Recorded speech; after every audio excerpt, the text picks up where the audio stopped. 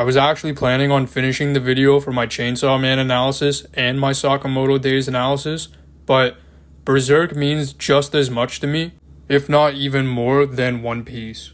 And we had to wait about 6 months for this Berserk chapter on one of the biggest cliffhangers that has ever happened in Berserk too. So I've been waiting for this chapter with a whole lot of eagerness in my heart for the world's #1 fantasy comic.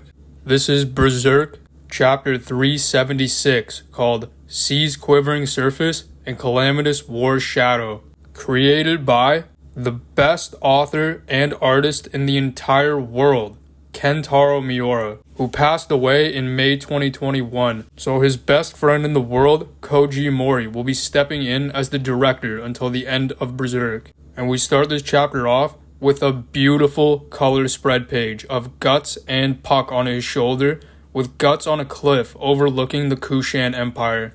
On page 1, we seem to see Guts in some kind of a dream, or maybe like an astral projection. And there's a whole lot of powerful distortion happening within this dream.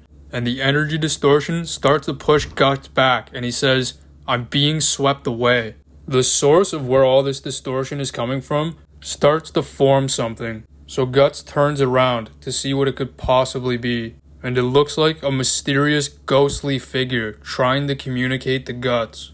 It's Shirake, and she appears to be inside of Guts' dream, using her advanced magical abilities to perform dream telepathy. She begins to descend her levitation down to Guts' side, and she begins to act as a guide, accompanying Guts through this strange dream. So she takes Guts by the hand and begins her guidance. But Guts has a very unpleasant reaction, starting to lose Shirake's guidance, with her hand starting to slip away. And we see the etheric energy from his dreams start to dissipate, and his hand to be revealed in a shackle, chained up in some kind of mysterious dungeon. And Guts thinks to himself, where was I, and what was that? So he sits down to contemplate the meaning of that very strange dream. And we can hear Salat being called from a higher level up. He's walking with Rickard through the hallways of the Kushan Temple, and he says, "What are you doing, Salat? What's this about Guts being locked up in some kind of dungeon? You must release him at once." But Salat tells Rickard that he grows weary of this. The Black Swordsman. Guts was his name, right? We know him well and how dangerous he is, so leaving him to his own devices is out of the question. It's not just for our own safety, but also his own. And he says to Rickard, "You understand what I mean, yes?" And he stops Rickard from proceeding any further down the hallways as someone approaches. It's the advisor of the Kushan Emperor Ganishka, named Daiba. And Daiba tells them, "Young Master Salat and Rickard, come with me." And Daiba leads them down the hall past a whole bunch of guards of the Ganishka Empire, where we see Roderick and the back of a pirate. He leads them into a room where Shirake is laying on a bed asleep and trying to contact Guts in the dungeon in a dream, using her telepathy. Ivalora the fairy is beside Shirake and says, "What are we gonna do now? She's completely out of it, and the sun rose ages ago, but she's not waking up. It's very weird. And when Elfhelm fell into the sea, she slipped into the deepest layers." Rickard looks at Shirake and says, "Even this girl risked it all for Guts." And Daiba sits with some mages and wizards, trying to think of how to aid Shirake. And he says, "Astonishing, this young thing capable of releasing her ethereal body. The Kshatriyas of Durga aside, the martial potential of these people, should I be able to command them." Roderick says to Salat, "Pardon me, we were being led to the palace when..." And Salat cuts him off, saying, "Peace. We were a bit rough on you before, but I have something to discuss. I am to understand that you set out from some fairy island far from here, that it dissolved like foam on the sea over the course of but a single night. Fleeting spume, a fairy tale." And Salat begins to walk out of the room as Rickard stops him, saying, "Young master, we too know what it's like to lose a home, to roam without aim. Forgive me." And Salat re-enters the room to look back at Shirake sleeping and still attempting dream telepathy. And Salat says, "So this is the girl who can rein in the beast." And Daiba starts to hit his staff on the ground, yelling, "Hyo, Hyo, Hyo." As Ganishka's general, I faced but one man equal to me in battle. It surprised me at the time, as I had a whole host of Daka and Pisasha. But it's water under the bridge now. Should we call it a draw? And Ricker is stunned, thinking to himself, they really fought each other? Daiba and Guts? Daiba says to Salat, "Young master, these people are all of great interest to me, well versed in the dark arts. What say you? Shall I take them under my wing? Will you give them over to me?" And Salat takes a look at all the witches, mages, wizards, and warlocks inside of the room, and says back to Daiba, "Do as you like." And the witches and mages get all tense, thinking, under his wing, what will become of us now? And Salat begins to exit the room a second time, with Rickert looking back at all the witches and mages watching over Shirake. Roderick follows Salat outside of the room into the hallway and says, "Hold on, please wait." And Salat tells him, "What? If you have business with us, send an envoy." Roderick tells him, "I'm grateful that you've taken us weary travelers in and guaranteed our safety, but what do you mean by giving us over to him?" And Rickert looks up at Salat, expecting an answer too. And Salat responds with, "It seems you still don't understand. On stormy seas, your ship drifted into Kushan waters, and your travels came to an end. You are now refugees. Custom dictates that you will serve in our military. That is all." And Daiba tells him, "Indeed. Now you may roll your eyes all you like. But over many moons does the twisting reason set the world teetering on the brink. We, fated to be the sport of demons, find ourselves gathered in this place. What would you call it, if not good fortune, young master? These people should get to hear us out, if only by virtue of who they are." And Salat takes Daiba's words into consideration, and he says, "Very well. Come along." On the next page, we see Serpico, Isidro, and Puck all walking down the hallways of the Kushan temple. And Puck asks Isidro, "What's gonna happen, do you think?" And Isidro tells him, "Like I'd know." And Puck throws some pixie fairy dust in Isidro's face and says, "Aw, you're no fun." And Isidro tells him, "Shut up." Rickert catches up to them both and says, "Sorry, may I?"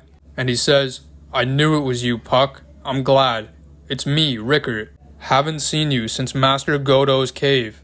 Isidro looks at Puck, not responding at all, and he says, "Oh, sorry, he's just like this sometimes. He's only social when he wants to be." And Rickert laughs and says, "I see." Rickert tells him, "It's okay if you don't remember me, but there's something I'd like to ask if that's alright. Why don't I see Koska anywhere? Did she set out for your home on Elf Island together with you and Guts? Speaking of Guts, what is..." "No, never mind." And Rickert looks up. As he was asking Puck these questions, he realized he just answered them for himself. And he thinks to himself, it has to have been Griffith. But how and but why? Salat leads them all further down the hallways of the temple and says, "Considering the circumstances, I'll give you the unvarnished truth. We Kushan are recruiting troops and stockpiling arms. We're going to war." And Roderick questions Salat, saying, "War?" Salat tells him, "Yes, and I suspect you know with whom. The Falcon of Light, Griffith, and the Kingdom of Falconia. The Falcon has the power to change the world down to its fundamental principles. And yet, he leads the band of the Falcon in suppressing the demons that run rampant outside the capital's walls, ever expanding the borders of his city. Now we've received reports of the Falcon's vanguard forces spotted at the Kushan Empire's western borders. Do you or do you not know what this means? He fears that which lies beyond his reason, beyond the demonic. That is why Elf Island was wiped out. We are next, and there is not a moment to lose. We move to attack the Falcon of Light." The chapter is to be continued from there, and my final thoughts are that this was a really, really great chapter of Berserk. I think that Kentaro Miura would be really proud of his best friend and all of his assistants that he trained. And I know that many people will not agree with this, but I am so grateful to Koji Mori and all of his assistants for actually stepping up to the plate and continuing the greatest manga ever created. Like, literally the greatest piece of fiction ever created.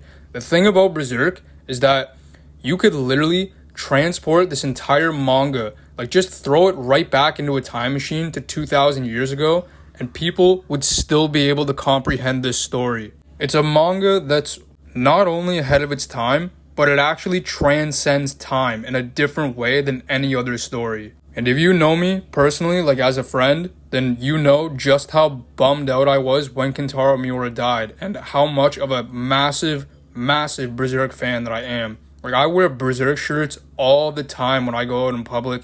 I have a Berserk collection. I have the 97 DVD. Like, that's what this story means to me. I am by far not only the biggest One Piece fan you will ever meet, but I'm also the biggest Berserk fan you will ever meet. Because this story of supernatural and interdimensional interaction with ghosts and causality, like your entire life being scripted, if you want to call it destiny, you could call it destiny, but it is just so relatable to someone like me who deals with a lot of supernatural paranormal phenomena. And I will say that it's very accurate how Kentaro Miura represented this strange phenomena of things falling into place and when coincidences happen through causality. Obviously, I didn't know this man personally, but in my opinion, it was a real tragedy when the art world lost him, because to me, he was like a modern day Da Vinci. The kind of artist that only comes around maybe once a millennium if we're lucky. So one more time, I'll just say it for the creators of Berserk continuing on. Thank you very much for continuing this masterpiece, and I'm sure that your teacher is very happy that all the time he spent training all of you actually paid off. And to talk about the future chapters of Berserk, of where this one left off and where they're going to go next, it is going to be just fucking crazy. Like, this is what I have been waiting to see since the Black Swordsman arc, and that is Guts fighting Griffith. That's taking down Falconia. And it's also taking down the God Hand. And I think it's going to be the greatest war narratively in Berserk. The greatest war narratively in fiction. And it's all only just beginning. And Salat is also one of my favorite characters in the entirety of Berserk, because I love Rajput warriors. Their weaponry is unlike anybody else's, and it's something that you definitely would not want to fuck around with. Like, getting slapped up with a chakram, a katar, or an ara would just be the worst. Their weaponry is some of the most fearsome in any warrior culture. And to talk a little bit about Shirake's astral projection or her dream telepathy, one of the two, whichever it may be, this is not something new, and this is not something that is just in comic books.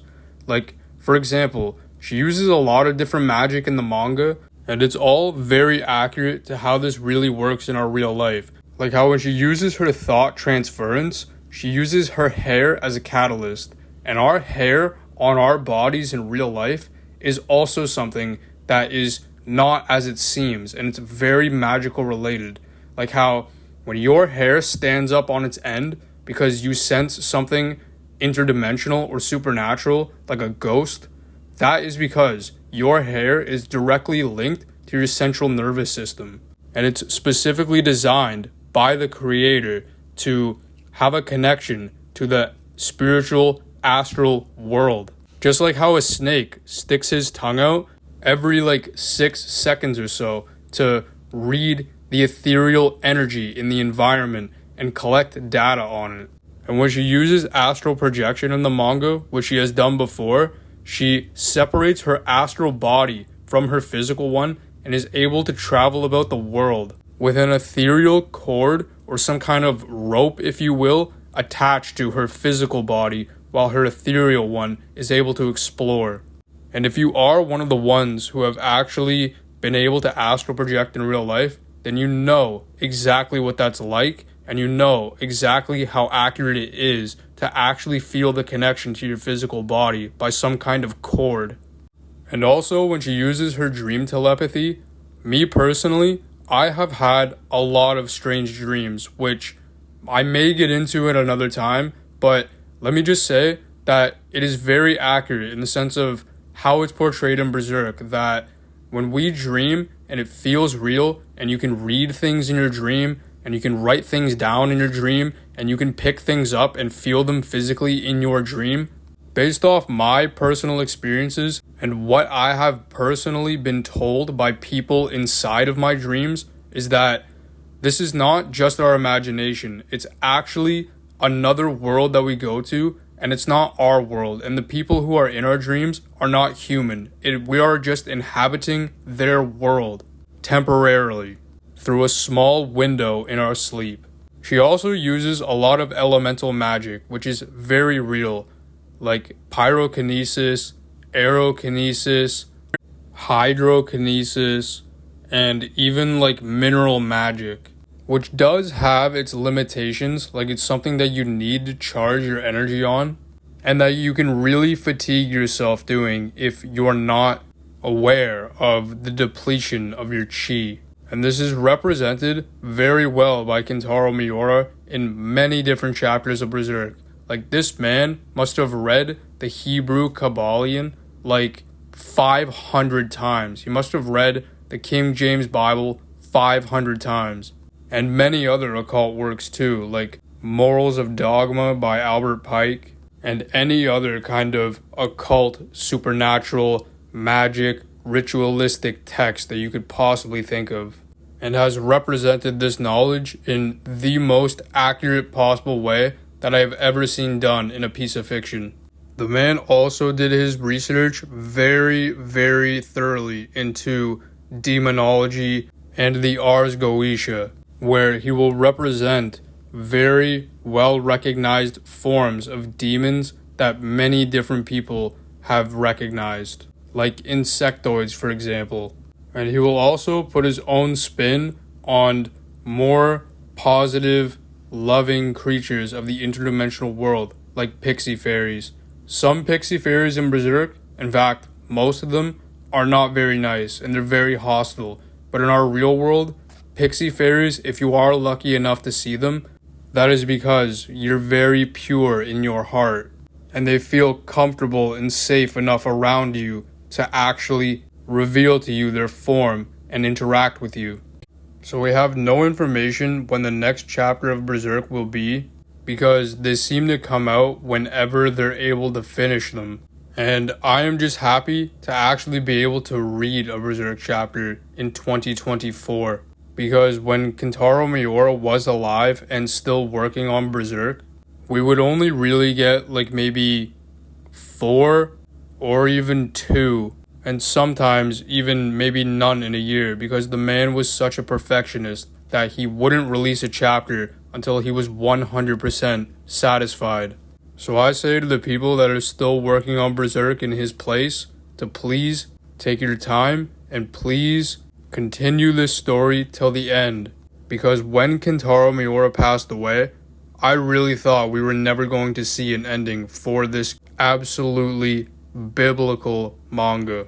And I'm very grateful that the information that this man shared before he passed away was passed on through very deep conversations from the people who were the closest to him.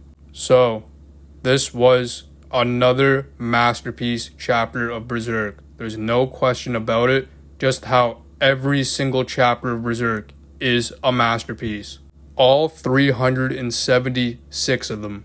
Please don't forget to subscribe to the channel if you're not, and please leave a like if you liked my analysis, or please leave a dislike if you disliked my analysis. That's all for me. Peace.